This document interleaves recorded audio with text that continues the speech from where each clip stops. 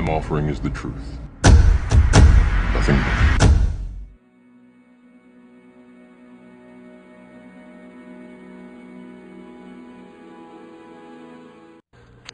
Individuality, the trademark of any artist, designer, or architect. Each desires a uniqueness to their creation, a quality that separates it from any other. Man naturally has this individuality, his fingerprint.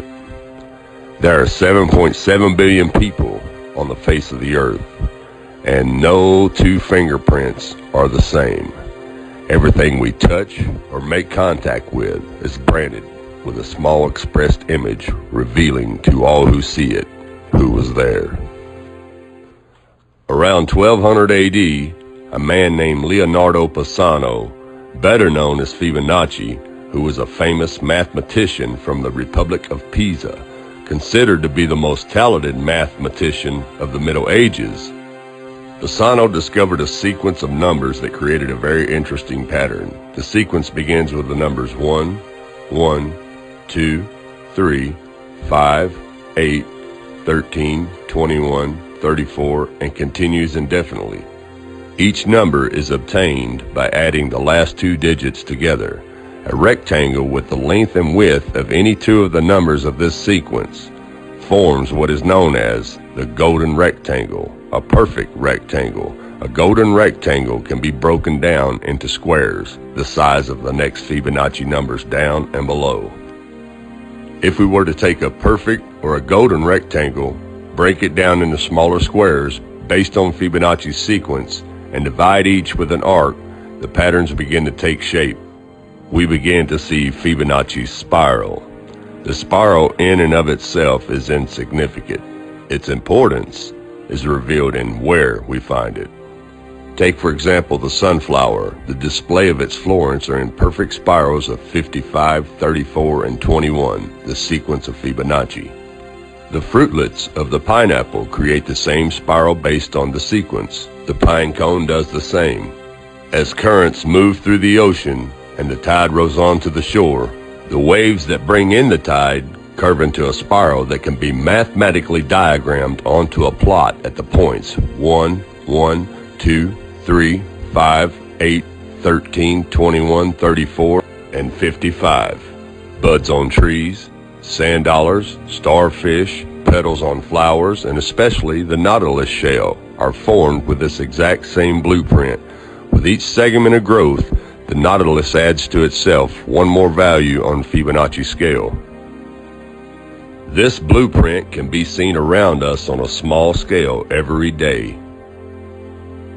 But the greatest example of all is directly above our heads. Even the spiral of the celestial bodies above us are formed with the exact design that the tiny shell is formed. This sequence or blueprint appears to be the trademark of a designer, a proof of a creator, something left behind, indicating the one who was there, a fingerprint. As we scan our universe, from the tiny flower to the celestial bodies above, we see the fingerprint of God. Now this mathematical sequence was discovered in 1100 AD, and it's been hidden from us. They do not teach you this in public school. Now I'm going to switch the camera around and show you how this works really quick. Okay, we start the sequence out with a simple rectangle, and then we make smaller rectangles within that rectangle.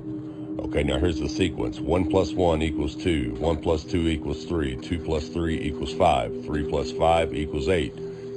And the sequence can just continue on indefinitely. There's no end to it.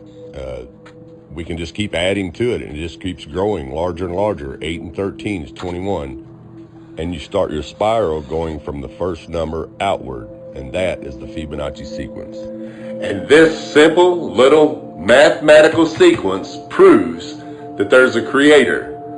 And there's a reason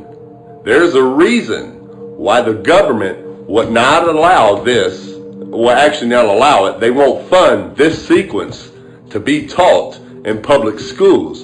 even though it was discovered almost 1,000 years ago. There's a reason why they will not fund this mathematical sequence to be taught in school. For one, it proves there's only one creator, one fingerprint who created everything, because everything, every design created lines up with this sequence. And if they taught that in school, it would wake a lot of people up, and they'd be like, well, wait a minute.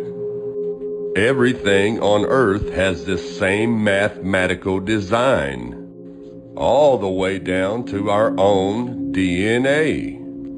You see what I'm saying? It would kill evolution theory, and it would kill the Big Bang theory.